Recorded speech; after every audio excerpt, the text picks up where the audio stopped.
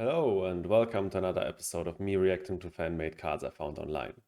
In today's video we have two different sets of cards. First, a few project cards made by AudunAG that they posted in multiple Reddit posts. The first card here, we actually have two different versions on. The first version that they made was called Chanella Onadensis, and it's supposed to be sort of microbe that produces electricity, and these microbes supposedly also exist in real life. I am no biologist, so I have no idea how this works. I quickly Googled it earlier, and they really do exist. How they work, I have no idea. I can only talk about the Terraforming Mars version. It costs 6 MC, has a microbe tag and a power tag.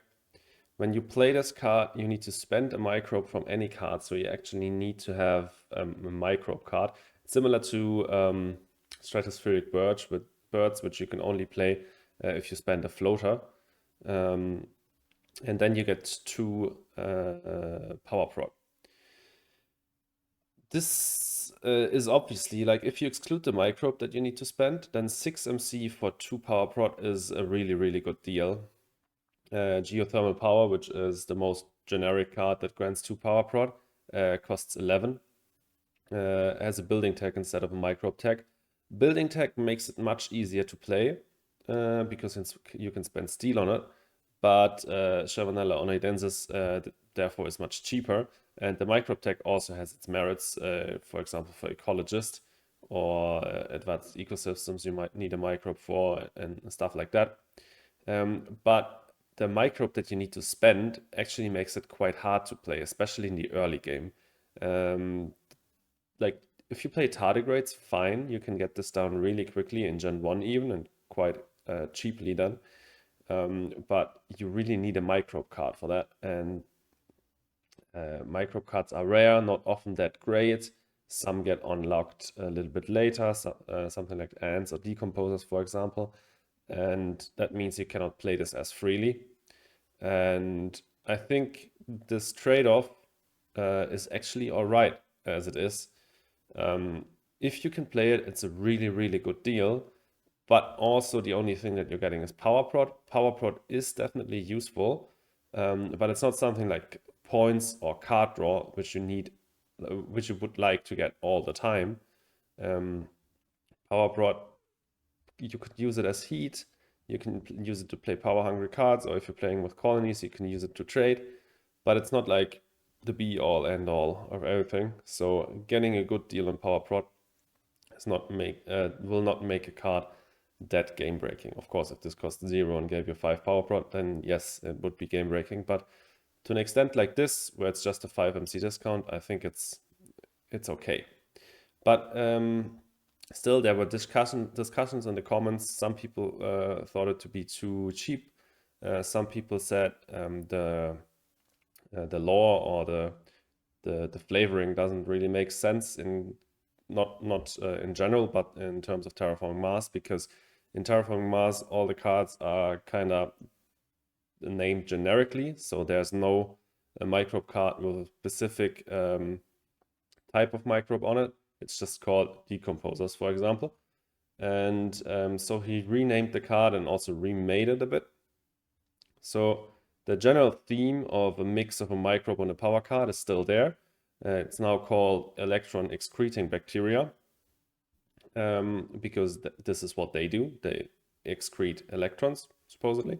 This new card costs 2 MC, still holds a power and a microbe tag. Still, both tags are not that useful, but they can be useful. Like, the power tag is one of the worst tags in the game.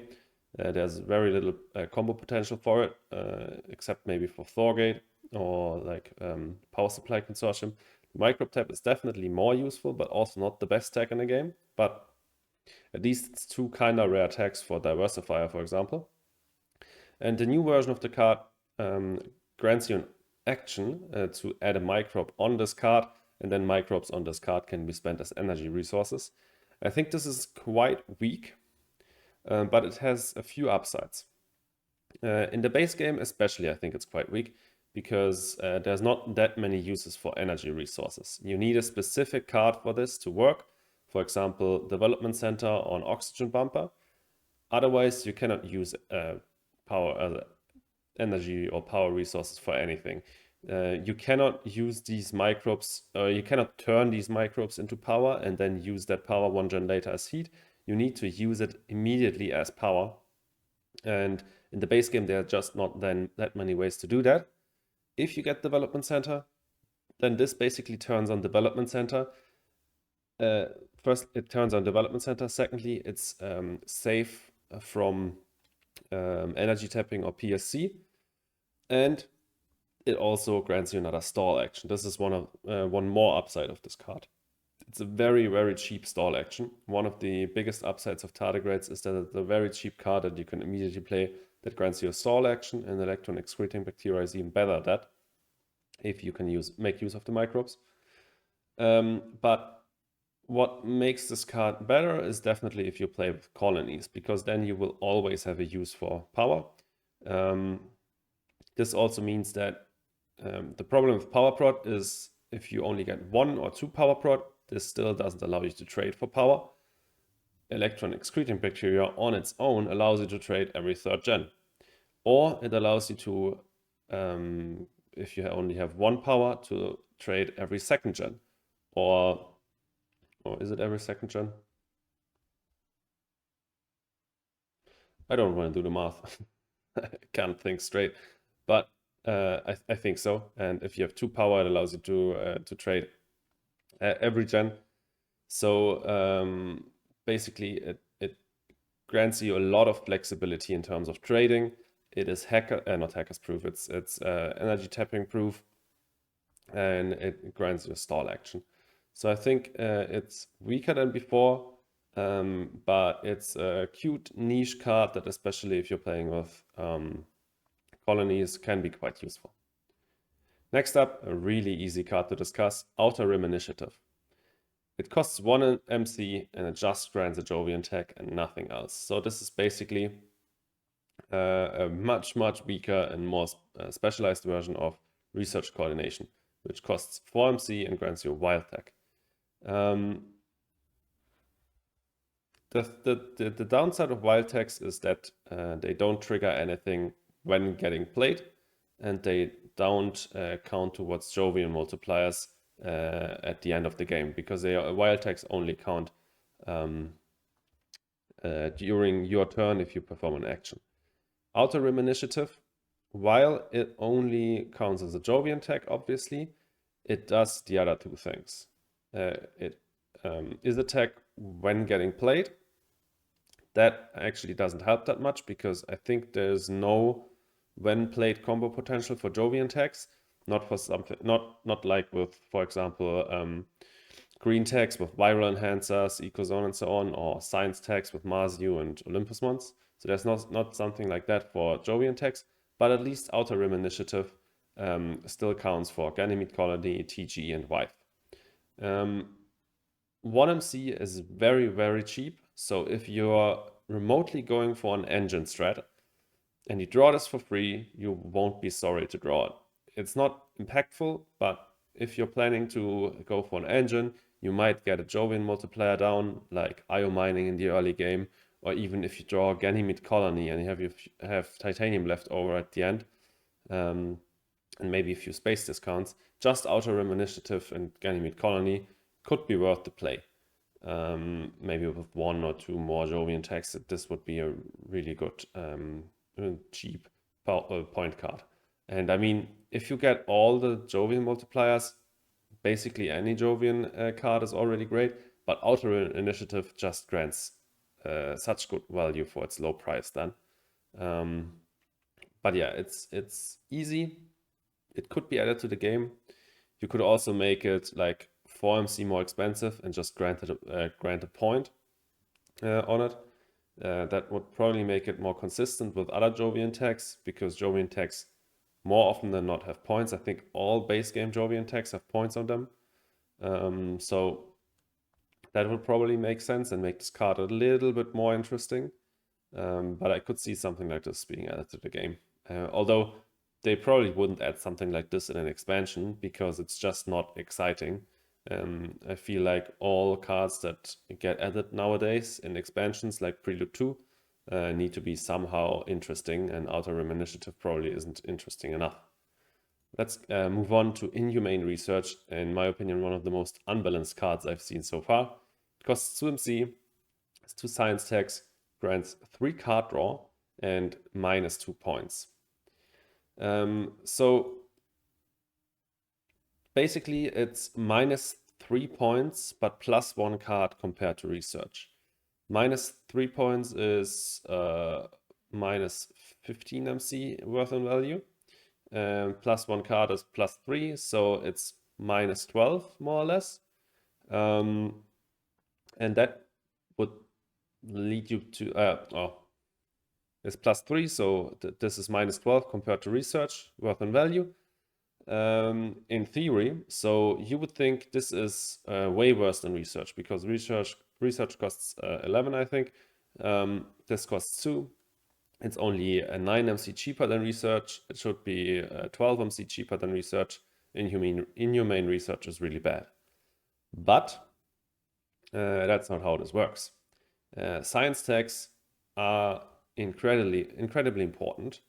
You want to get science tags down for combos like AI Central, Masu, Olympus Conference, AGT, Mass Converter. And especially for the cards that get unlocked with science tags, it often is important that you can get those science tags down easily. Often you lack money at the start of the game or in the mid game, and you want to get cheap science tags so that you can get AI Central down as fast as possible and benefit from that card draw, or get Mass Converter down as fast as possible to benefit from that huge amount of power prod. Same with AGT. You want to get that global discount down as fast as possible so that you can play all of your cards after you played AGT. Inhumane Research is one of the cheapest ways of getting, it's the cheapest way of getting science tags down. Before that, it was Search for Life, which costs 3 for 1 science tag, and you basically, the action on it and the possibility of getting points with it is just such an afterthought. You maybe use that if you've played the card for the science tag, but you never play the card just for the action. Another cheap way of getting a science tag is Trans-Neptune Probe, if you have titanium left over. Inhumane Research just gets that to a whole new level. So you can so easily get AI Central down with this. Just play Inhumane Research and Solar Wind Power, and you're already at AI Central with just 13 MC spent, or 14, I think. Solar Wind Power costs 12.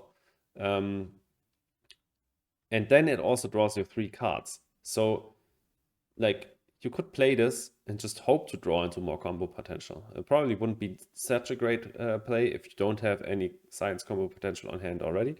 But drawing 3 cards is insanely powerful. It's a really good move for Planner as well, because it's plus 2 cards, can be really surprising. There's not a lot of other cards that can do that. So Inhumane Research is crazy busted in my opinion, way too strong. I think it would need at least a 3 science requirement so that you can't use Inhumane Research to get AI Central down. Even a 2 science requirement would help, because that would mean that one of the science tags is overkill for at least AI Central. Or make it just draw 2 cards and still give it a small requirement. I think Inhumane Research is way too strong. But let's move on to more busted cards. Interplanetary Pandemic is a really interesting concept. Probably way too busted though. So it costs 3 MC, has a min requirement of minus 18 degrees Celsius. It has a microbe and an event tag, minus 2 points. And basically, when you play it, all other players get to do 1 more turn and then the generation ends. You won't be able to do another turn. So everybody else gets 2 more actions and then the generation is over. For what can you use this? If you're rushing and you're doing only like 1 or 2 actions per gen, like if you're rushing, it's often possible that you play something like towing a comet, then you convert, and then you are out of money because that's an expensive space event. As a rush player, you don't have that much money anyways. You just have and you often don't have any action cards. So you just play a big space events, convert maybe a greenery or do a heat bump, and then the generation is over for you. What is it called? Engine players often have action cards.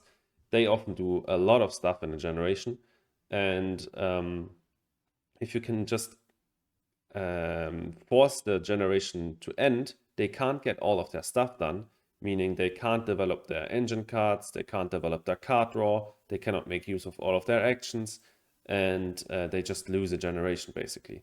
That's super broken already. What's even more broken is playing this in the last generation, because doing this against engine players who have a ton of actions, you just maybe max out the global parameter with GIA, then you also fund an award, maybe Landlord as a rush player. Then you do one more action and play Interplanetary Pandemic, and then they can't get all of their stuff down. This is way too broken.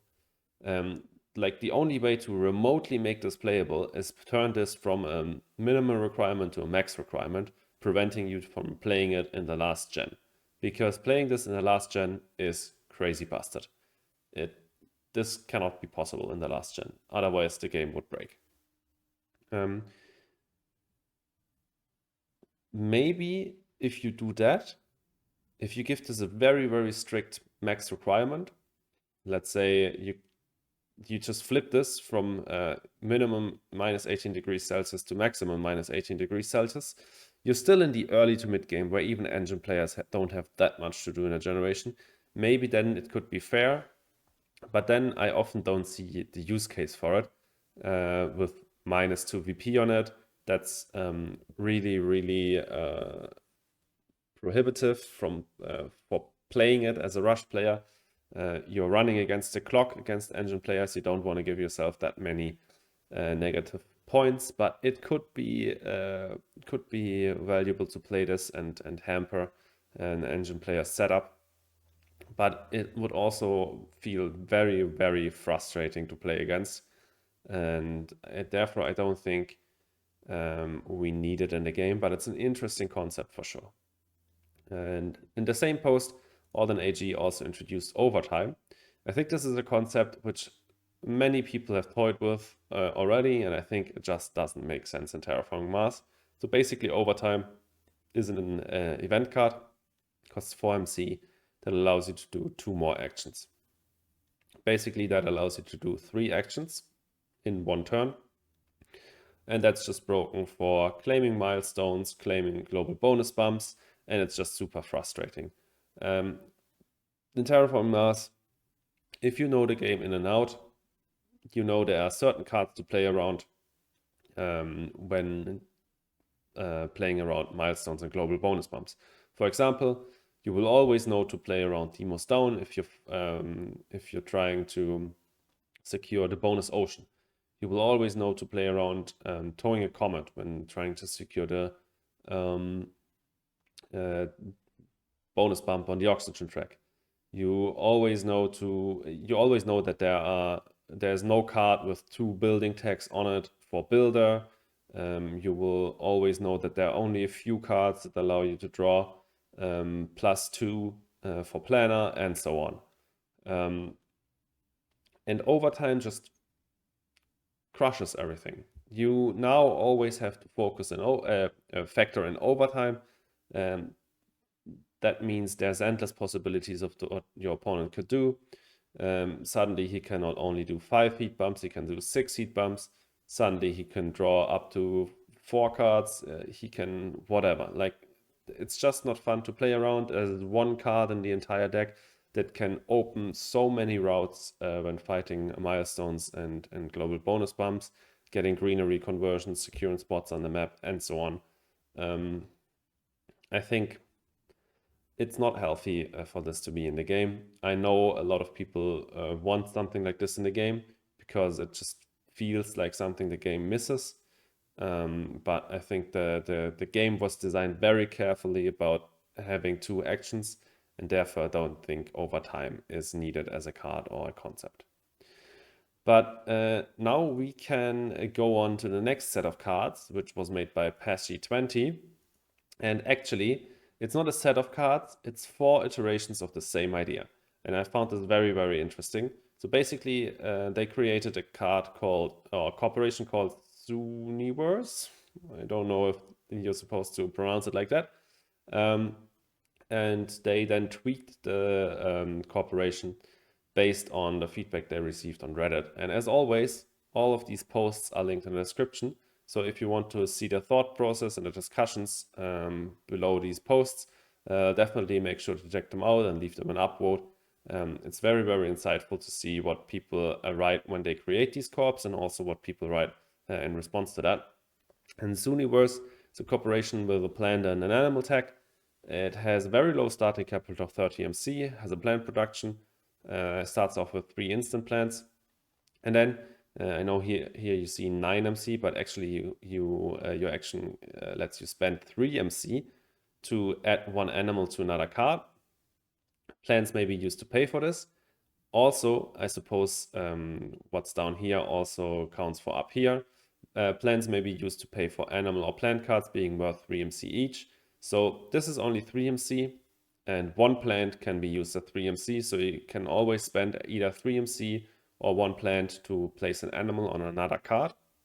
Or you can use your plants being worth 3 MC to play plant and animal tags. I think this is a very interesting concept. Basically, there's a Martian Lumber Corporation, I think, in Predo 2. Let me just check that out again. This is a concept that Fricks Games themselves played with to use plants as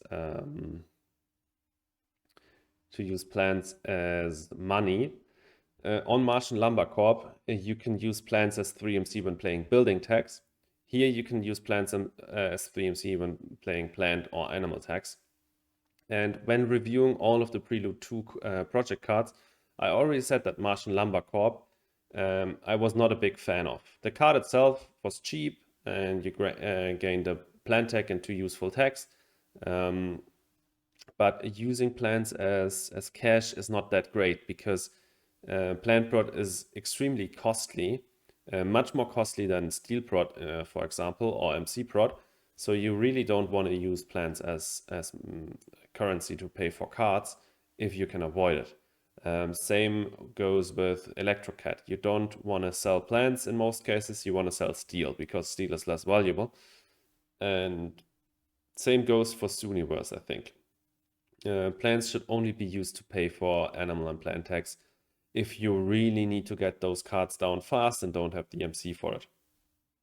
Like if 1 plant allows you to get kelp farming down gen sooner, then sure, do it. But if you're using plants all the time to play other plant tags, for example, yes, you might get more plant prod, but the ratio just isn't great. Plant cards are too expensive and a plant as 3 MC is just not great.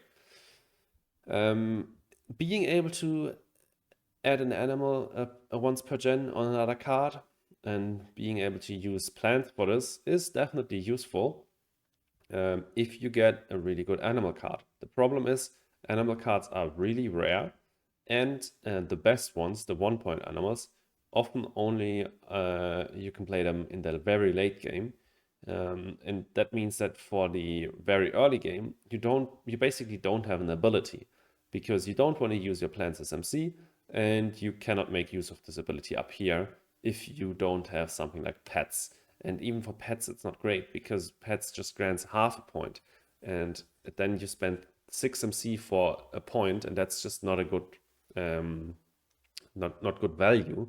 For example, Dust Seals costs 5 MC. No one plays that. So why would you spend 6 MC on a point? And why would you spend plants when we already established that plants are worth more than 3MC? And that, together with your low starting capital, makes this corp not that great in my opinion. But many people had the same arguments on Reddit, and Pesty20 updated the card, also renamed it to Rewild Mars. Same theme, again has a plant and an animal tag, now starts with 40 MC, so everyone agreed the corp was too poor. It now has a plant prot still. It draws an animal tag, which is nice because animal cards, as I said, are really rare, and if you don't find the combo potential for the card, then it just isn't that great. But he or they already also overhauled the whole effect and action, so maybe you don't even need the animal tag. Spoiler, you still do. So the first effect is when any forest is placed, add an animal to this card. Opponents may not remove your animals. This counts for all cards, so not only the corporation, because on pets, for example, it specifically says that only pets, animals may not be removed from this card. But here it says opponents may not remove your animals in general. And then you have an action which states spend 3 plants to move 2 animals from this card to another card. So basically you will basically always passively generate animals on this card, because there's no game of Terraforming Mars where no greeneries are placed. Yes, in some games more greeneries are placed. In other games, for example, when an oxygen bumper is used extensively, less greeneries are placed, but there will still be some greeneries placed. So you will have animals on here. Also doesn't matter who's placing the greeneries.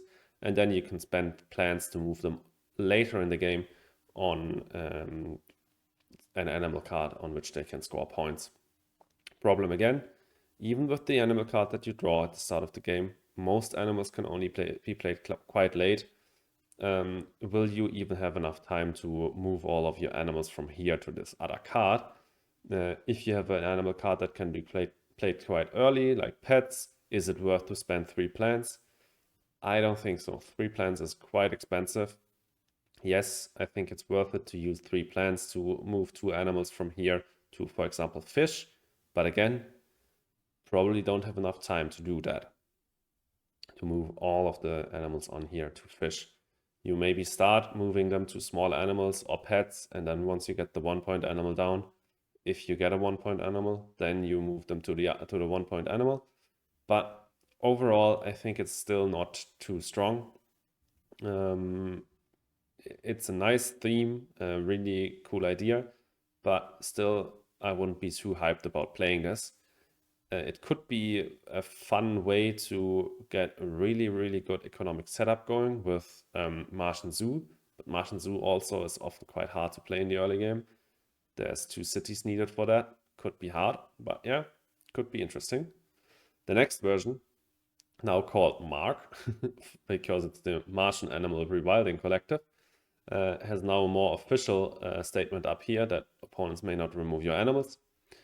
It starts with 42 MC, so a bit more starting capital. Same tags, you still get an animal on this card once a greenery is placed, but also animals on this card themselves now grant points, which is nice. There's no 3rd-point animal in the game yet, so this would be a first. Also helps differentiate it from, what's the animal corporation? It's Colonies Corp, so I always forget the name. Arclight, yes. And then it says move 1 animal from this card to another animal card and increase your TR 1 step. This goes in the complete opposite direction and is way too strong. Now there's no cost to move an animal from this card to another animal card, which I think is fine if you do just 1 animal card at a time. So you can start early if you have an animal card that you can play early, for example pets. No cost, so that's all right. Because 3 plants for half a point would be horrendous, but now it's okay. Also, the increase in points is not even half a point anymore because you get a 1/3 of a point for an animal on here. But also getting a TR is bonkers. Like, now you can get a TR each gen if you have pets. Like, Mark would be an insane pick if you have pets on your starting hand. Yes, you need to make sure to get greeneries down quite regularly to make use of this ability. But then it's just crazy value. A TR is worth, I think, like 8 MC roughly. This is crazy. And then you also get points from it if you have an animal card that grants points, because every animal card that grants points is better than this one. So really, really busted. And I think PASG20 noticed that quite soon, because the next and last version of this corp didn't change that much. If you compare it to this one, you will see only the TR was exchanged for one plant. So everything else stayed the same. 42 starting capital, plant plot, you get the animal card, you get animals on here when greeneries are placed. But now you move animals from here to another animal card, and you also get a plant in addition to that. I think with this version, I'm finally also fine with the card. I think the idea of it is really, really nice. It is a corp that has an interesting passive effect, that no one can remove your animals. So it's a weaker version of protected habitats. You can collect animals on the corp itself. First, third point animal card, which I also like. You draw an animal, which I like because animals are so rare. And then the ability is nice because, for one, the plant that you get combos with the effect, because you want to play screeners regularly to get animals on here. And then it also incentivizes you to play really good animal cards, which I really like. Also incentivizes you to play an early animal card, like pets, to be able to use the ability right from the get-go, but also update that animal card to a better one in the late game, so that you get more points. So overall, I really like this last iteration. I think the iterations beforehand were also really interesting. I think the first two were just too weak and too niche. The third one was too strong. And the last one, I think, strikes a perfect balance. So really, really interesting thought process here. And I really like the concept. But yeah, let me know in the comments what you think about all of these custom-made, fan-made project cards and corporations. If you did enjoy the video, please leave a like and consider subscribing. And also, please make sure to check out the Reddit post in the description that I linked. And as always, have a good one, guys, and goodbye.